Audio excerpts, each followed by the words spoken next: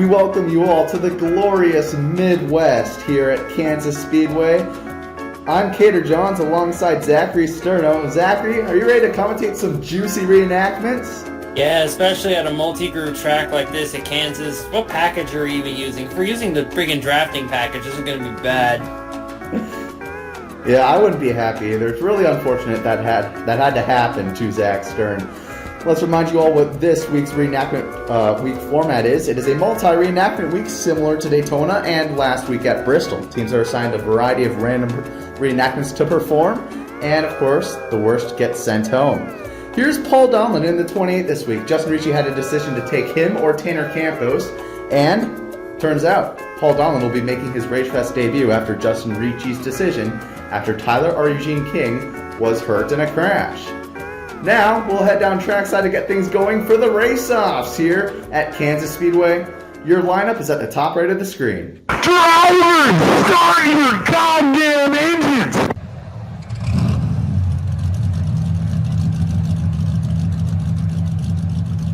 Absolutely beautiful. That command giver never...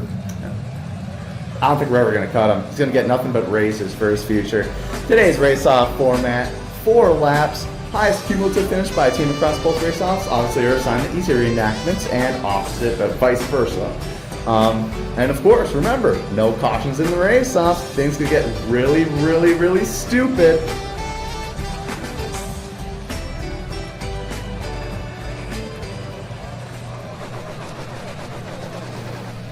We're under green, and man, that would be bad, wouldn't it? It would be good for entertainment pleasure.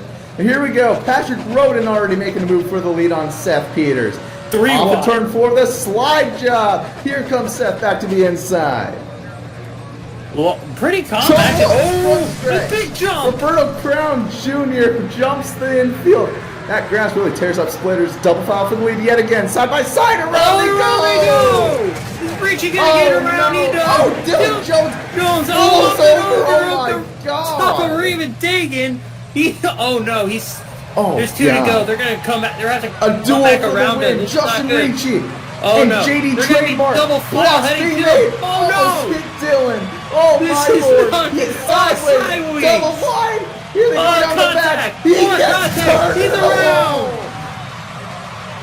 Oh my JD God. absolutely dumps him. Trademark gets his second race-off win, first multi-race-off winner. Oh man, Seth Peters into the wall. Patrick Roden as well. They were both battling for the lead and they just ended up wrecking. A flipped over Dylan Jones. Let's hope he's okay. Roberto wrecked early on. And Raven Dagan also with damage had to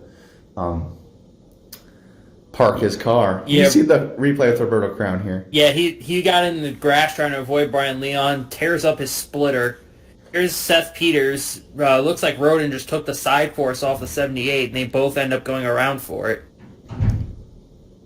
Yeah, and then here, oh my lord, he gets hit and then pushed over by the 36. I didn't know that could happen at Kansas. Brian Leon avoids it by inches. Dylan ends up upside down on the track. And then here it is. I guess the 75 got pinched into the wall by the 12, and he was like, yeah, no, screw you. You're done. And he was done. Definitely did not appreciate it, but honestly, the way JD is, I think he would have wrecked him like that anyway. Yeah, and he is the race-off winner, taking no prisoners here in the Ragefest, making everyone rage. And that's how you do it. Getting ready to kick off race-off number 2. Here's one last look at how race-off number 1 ended. JD Trademark and Brian Leon, the only 2 finishers, and I don't know how Brian Leon does it, honestly. Nah, he's just built different, you know? He just hangs in the back all the time, just is nowhere near anyone. As you take a look at the starting lineup, you got Logan Speed, Giancarlo Urenda on the front row. Paul Donlin, the new sub, is going to start last. Hayden Bishop there in 6th is going to be one to watch as well, as is the 26 of Alan Mooch, starting there in 4th. As we take the green flag, this is going to be very juicy because Kansas natives are on the front row. Here comes Kylie to the inside. She spins around. She goes into the inside wall. That was desperation at its finest. Getting loose there as well. He's able to save it. Here they go, side by side. Now for Alan Mooch. now for the lead. right up against Mooch the with wall. a massive run up to second. Here comes Donlin. He's making up a lot of ground. Oh, the leader's in the rolling wreck. I don't know. Skating around. Oh, Monkey. It's Oh, Monkey. no. Alan Mooch has left the track. Oh, the flag stand. Oh, good Lord. That's not good. No caution. They got to no caution. That could be bad. Come on, they've got to have a red flag. To the grass. 1 lap to go. They're on the grass. They're all destroyed. Oh, Well, Donlin. No way. God. Oh, Lord. In the roof. And Ethan O'Connor's going to get the race-off win. With the smoke, I think his engine's out. You nurse that thing all the way around somehow. Mooch destroyed the... I don't even want to know what happened to the grandstands. He's going to make sure Kylie's okay out of everyone. That's cute. Yeah. That sure is something. That's a moment right there. Yeah, a little bit. Just a little bit. That's probably the most wholesome... Oh, JD's like, hey, that's my teammate. What the heck? JD That is his teammate. Oh, what the hell just happened? Totaled. I shouldn't be laughing at that. That is a horrifying accident as we take a look at Kylie Greider. She just, made the same mistake that the 78 did, loses the side force. And then Logan Steed here is in the wall.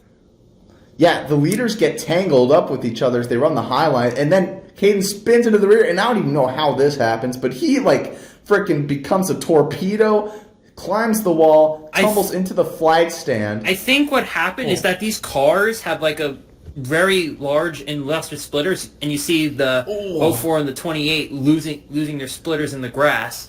In the roof right here, watch this. Oh, how did Ethan O'Connor miss that? I don't think he did. He didn't. He hit him in the roof. Sent him pirouetting back into the sky. And there's O'Connor taking the win somehow. I think what happened with the 23 and the 26 was Omaki kind of dug up the 26 with his splitter.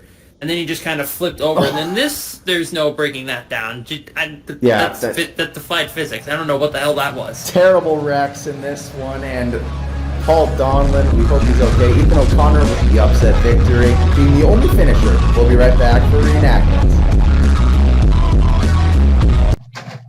Hot tamales. They're hot. They're called tamales.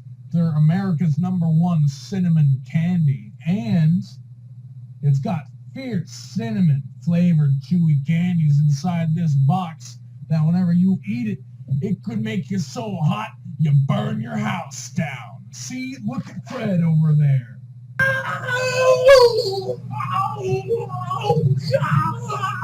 To prove to you how good hot tamales are,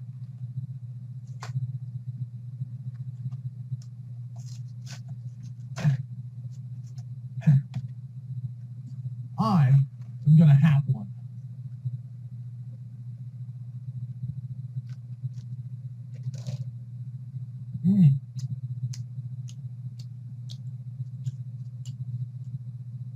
Oh. Ooh.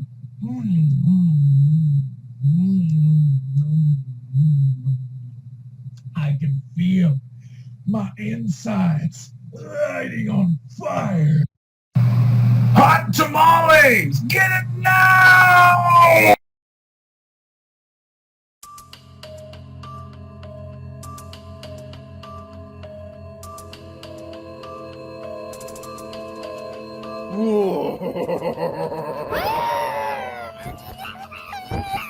Oh, it appears little Mikey has fallen into my little trap, huh? Well, how's this sound? I'll let you in on a little secret. You are just the first victim of my colossal devious plan. A plan to overthrow swag you see from this cute little series, and to attain total control once and for all. And once I, Master Hand, have attained sovereignty of this travesty, I will make the Ragefest mine! All mine! And the best part, there won't be any stupid snuggly Mikeys.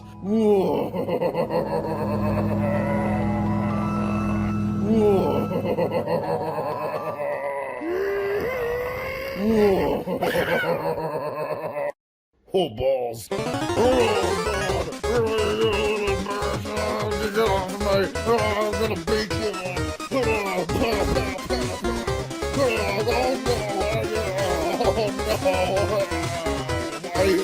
Enough! Pieces of shit like you deserve a fitting home.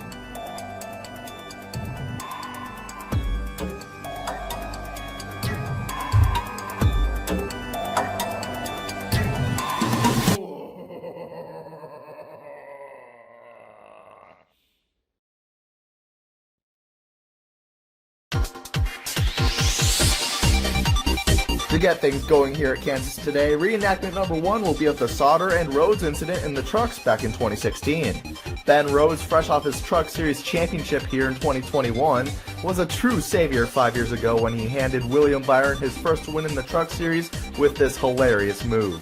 Difficulty 2.5 out of 5. I hate this clip with all my life, but let's look at the positives here. Matt Kenseth was so talented to hold this four-wheel drift all the way to the exit of turn 2 without any wall contact. And now a team's going to have to replicate this sexy slide through an entire 2 turns for themselves. Will they be as talented as Matty K himself? Difficulty 2.9 out of 5. This next reenactment is an evolution of the last. The team that gets this will have to replicate 2 synchronous slides through turns 3 and 4 and keep it going like Hornaday and Sauter did back in 09. Difficulty 3.5 out of 5. This violent Ryan Preece crash from 2020 is a perfect example of what too much beans will do to you. Judges will be focused on the trajectory and angle of impact, as well as airtime. Prayers be with the driver that will endure this hit. Difficulty 3.7 out of 5. In 2013, Kyle Busch lost it, slid, wall tapped, slid some more, and POW! Into Joey Logano. This is going to take some careful coordination and precision to nail. Oh man, that slow-mo is beautiful. Difficulty 3.9 out of 5. Back in 2017, when wrecks were unnecessarily violent for no reason, Eric Jones lost control of his car and did the dreaded overcorrection. 2 other cars helped Jones get airborne before and on wall impact. However, the team that gets this will only be able to work with 1. What creative solution will the assigned team come up with? Difficulty 4.3 out of 5. Somehow, someway, Anthony Alfredo flipped in the 2020 Xfinity race here in a crash similar to the prior one that we just showed, other than the fact that it occurs mid-corner and the car impacts so hard it lands on its side before it slides around frontwards and also slides along and along and along and then down the banking like a turtle. This will be a tricky one, boys. Difficulty 4.7 out of 5. Finally, we're going to reenact an ARCA crash, baby. To make it even more fun, it's a blowover. We're going to see if the team that gets this can manage a blowover over the hood of another car, as Chad Boat did back in 2012. I mean, we saw Dylan Jones do this today, so it's totally possible. Difficulty 4.8 out of 5.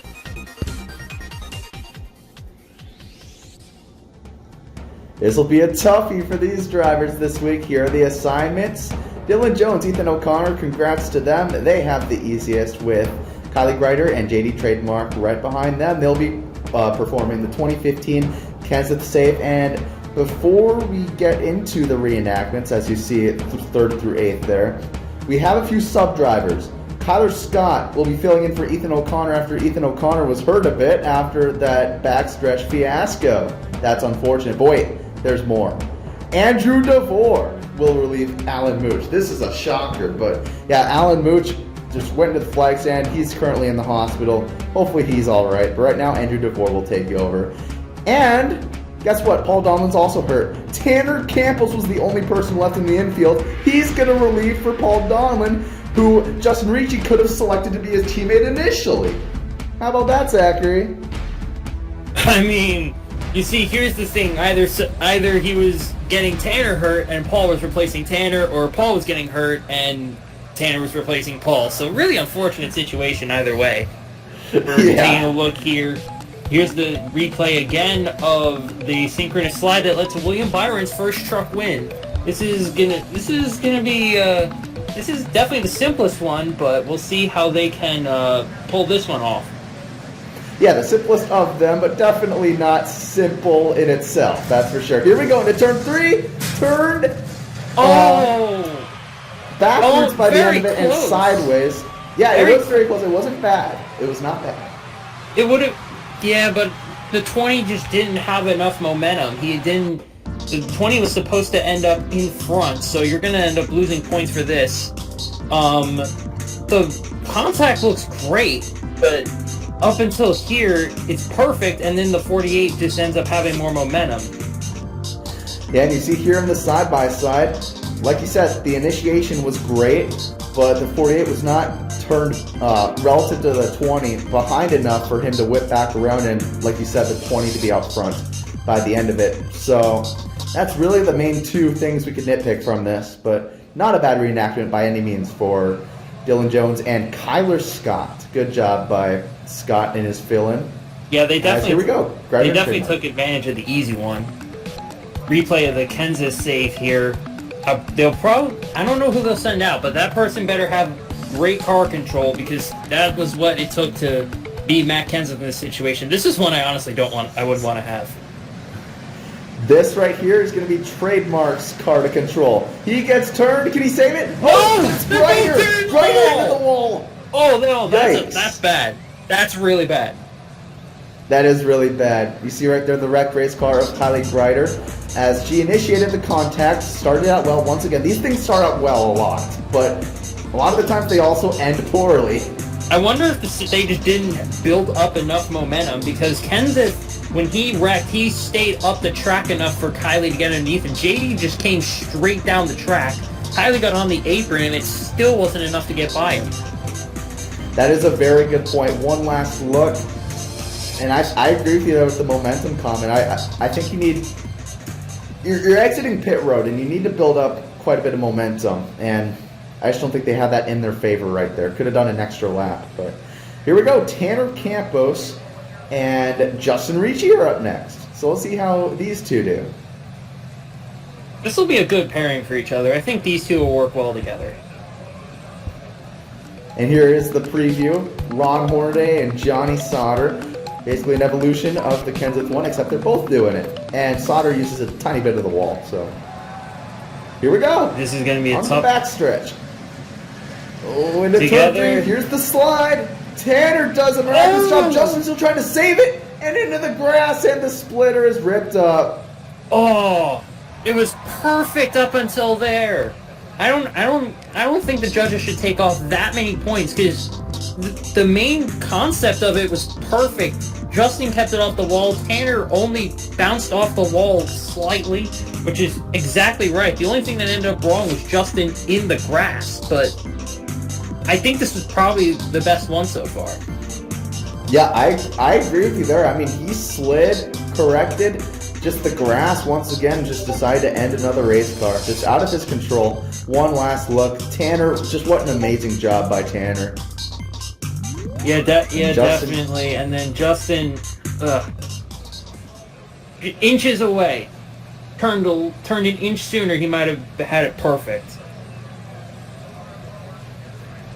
And before the next commercial break, we have Brian Leon and James Omaki heading out. They'll be replicating Ryan Preece's vicious hit. Keep in mind that Ryan Newman contact does not matter. Just trying to replicate the Preece hit. So here we go. Through 1 and 2. Down the back, Zachary. I wonder what they're having Omaki do. Oh, up and over. Flipping, it's gonna start tumbling through 3. Oh, that and the momentum's going to carry it over into the garage area. Oh no! That's This is going to be. There's a lot that I'm thinking about with this one right here. Let's take a look at the replay real quick. I mean, let's hear your thoughts, Zachary. Go ahead. First things first, I wonder if the judges are going to take off points for the 23 not wrecking, because I don't know if they consider Bell part of the wreck. And obviously for the hit, way too much speed. Brian Leon should not have been able to go up and around the turn that far. Yeah, I'm hearing the other car's roll was pretty much null. Just pretty much helped the other car do what Ryan Preece did. So that's fortunate for them at least. But as you see here, just out of Brian Leon's control with how this car just decided to freaking do magic shit with the physics, whatever. Yeah, One last look right here. I think they had way too much speed built up in that car right there. The car had to be going at least 200 miles an hour when it hit the wall. I think Brian gassed it up to make sure the impact was hard and just didn't realize how fast he was going. And that was that. 4 down, 4 left. We'll be heading to a break to wrap up this week of action here at Kansas. Stay tuned.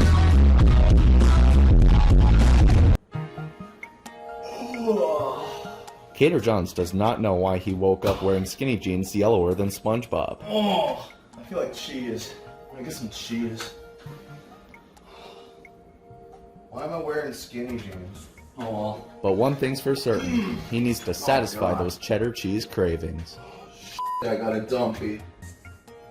How am I gonna get down?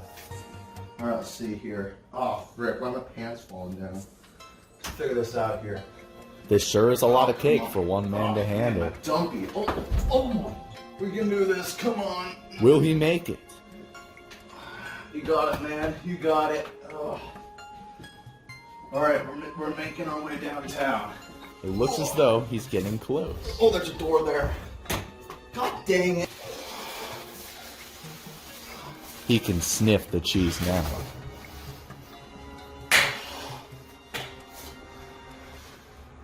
There's no cheese in the fridge. Skinny jeans conform around any cake.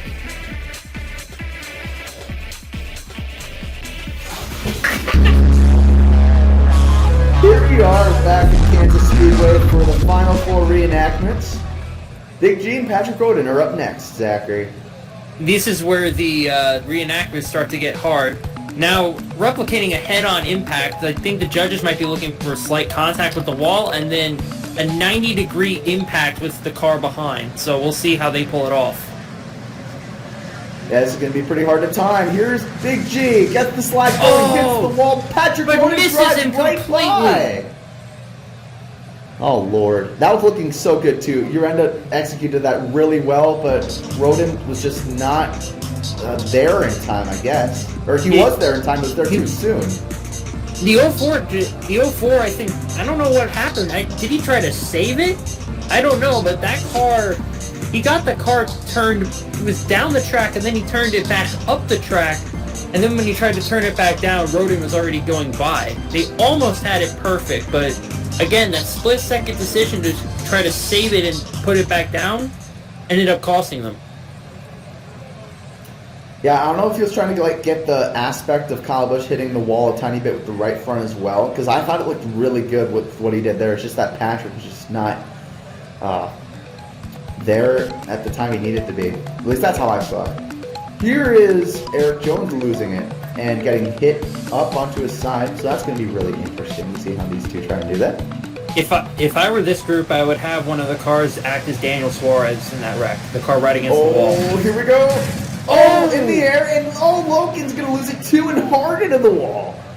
Oh, the Seth part of it looked pretty good, but I don't know what kind of points they're going to take off for Logan. You see, it looks like Logan was acting the Chase Elliott part. Like, clips him barely. Oh, he did... Yeah, tough to say, really. I mean, they're going to lose points for... that's the Jamie McMurray part, not the Chase Elliott part. They're going to lose points for Logan hitting the wall, the inside wall, but I don't know. Seth barely got airborne. Yeah, Seth barely got airborne. He got quite a bit airborne, but just wasn't the right way. Like, he was supposed to almost get on his side. So, at the very least, he got altitude, but not the getting onto the side part, I guess you could say. Yeah. 2 remaining already. It's crazy how fast these go by. Dagan and Bishop up next. And here's the one they're going to be doing.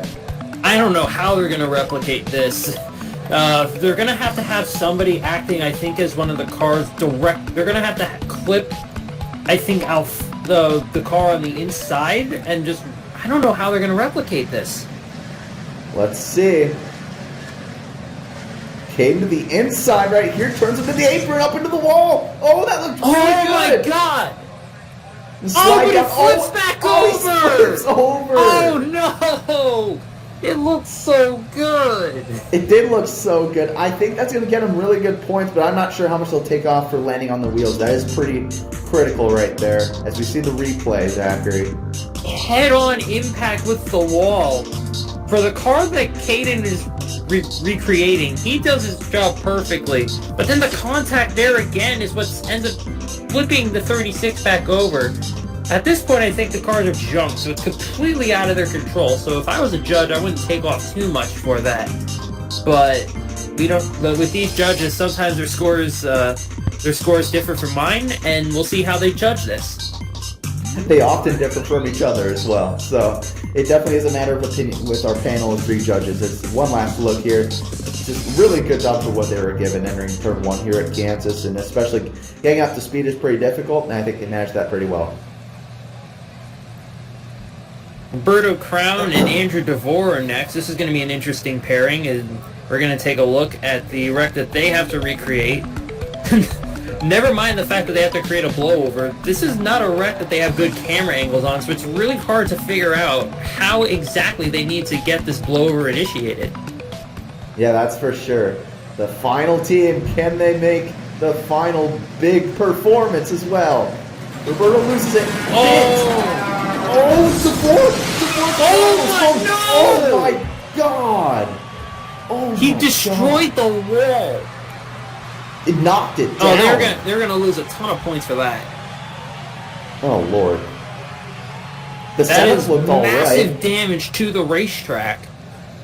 Let's see what happened here. And they did a pretty good job of initiating it, but then for Up some in the reason air Roberto, a bit. The cars are just heavy, so Roberto doesn't get airborne, and then I don't know what Andrew DeVore is doing. His throttle looked to be hung. Hitting the same area that Brian Leon hit earlier, interestingly. You can see where the wall's indented. He hits that same area, and that just protrudes him further and then directs the momentum to the outside wall, it appears. Yeah, that's what looks like happened to me, and this wreck looked pretty good until whatever happened with the 26, and I think we're hearing that it was a hung throttle on Andrew DeVore, and we'll see. He hasn't gotten out of the car yet. He's getting checked out by Yoshi, and then when you see Yoshi next to the car, that's not a good sign. But yeah, that's that. Thanks for joining me in the booth today, Zachary. We will have the elimination ceremony coming right up from Kansas. Hey you, are you ready to get high off Christmas spirit? The ultimate Christmas miracle has arrived. Cater John sings the Classic 6, the Christmas Classics. You may know Cater Johns as a wannabe Santa Claus who harasses random people with Lifesavers Christmas storybooks during the holidays. Ho, ho, ho! Merry Christmas! Wait. Enjoy. But did you know that Cater Johns' professional singing can turn around the entirety of 2020 and get anyone into the Christmas spirit? Did someone say Christmas? Rocking around the Christmas tree at the Christmas party on. Oh, yeah! Alright, here we go. Grandma got run over by a reindeer. Oh yeah, walking home from our house on Christmas Eve. Silent night, holy night. Always all I want for Christmas is you. Is you. This sacred album can be in your possession with one simple call to 1-800-RIP-EARS. RIP ears. 1-800-RIP-EARS. This ear sucks, okay? Just get it.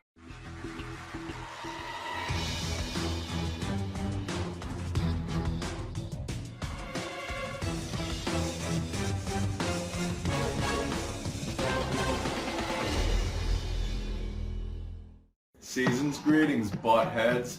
It is I, Swaggy C, yet again. Before we begin, I have some rather unfortunate news. The whereabouts of Mikey and his offspring are currently unknown, so today you're going to have to settle for some dark chocolate, sea salted Dove caramel chocolate things. Yeah, I don't know. They seem pretty tasty, so I think it's a good alternative for now. But yeah. The first sea salted caramel dove chocolate goes to Raymond Dagan and Caden Bishop. Rest easy tonight knowing you have the best looking reenactment for what you were given. A final score of 78 points. Well done, and take your sea salted caramel dove chocolate. Dylan Jones and Kyler Scott. Talk about an up and down day for this team. But in the end, you both worked great together to manage second best with a final score of 77 points. Congratulations, and see you next week. Justin Ricci and Tanner Campos. It's very ironic how you're currently in this position, Tanner, and you did not disappoint. However, Justin, you did kind of drop the ball just a bit. But hey, a nice 69 points will do the trick. Take your sea salted caramel dove chocolate. Seth Peters and Logan Speed. You'll be lucky enough to escape out of this week after your fail of a performance. The judge average for you two is 44 points. Many GGs.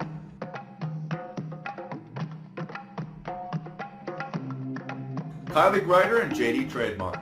Boy, do I wish what you two managed to do happened in real life with Logano, but no, we can't have nice things. Anyway, you're safe with 41 points. Here's your pristine sea salted dove caramel chocolate. I said that backwards. Oh well.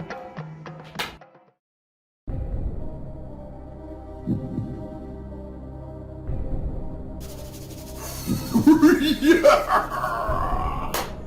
Alrighty, you know the drill. 3 of you remain, and 2 of you are saved. And in the end, 1 of you get the boot. Before we see what the judges decided, let's recap. Big G and Patrick Roden on the chopping block again after your unfortunate performance. A total misjudgment by Patrick led to this amounting to pretty much nothing. For shame. Brian Leon and James O'Maki. 2 weeks in a row you find yourselves here.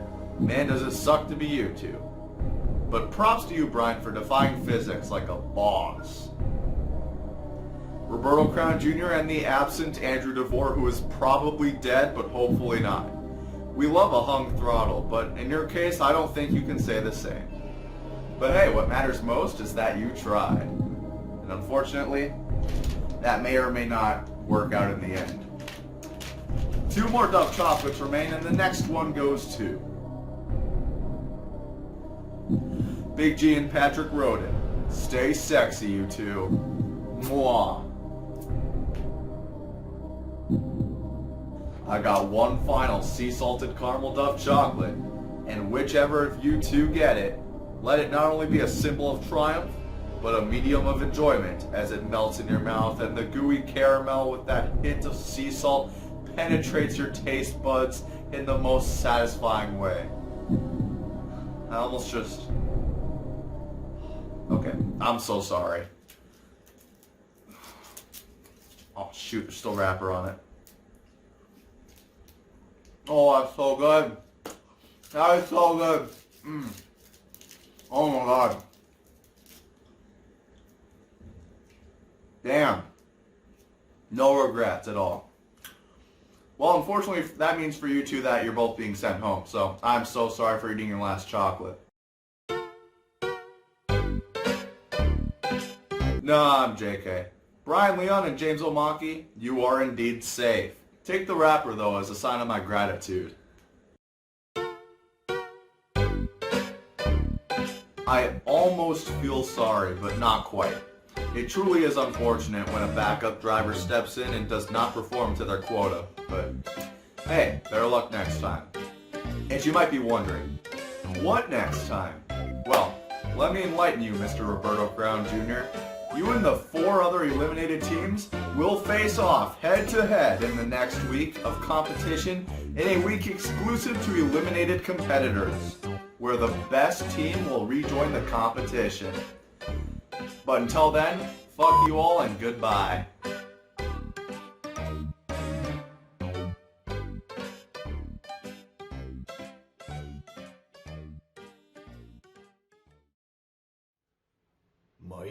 Mikey, don't make me do it, Mikey.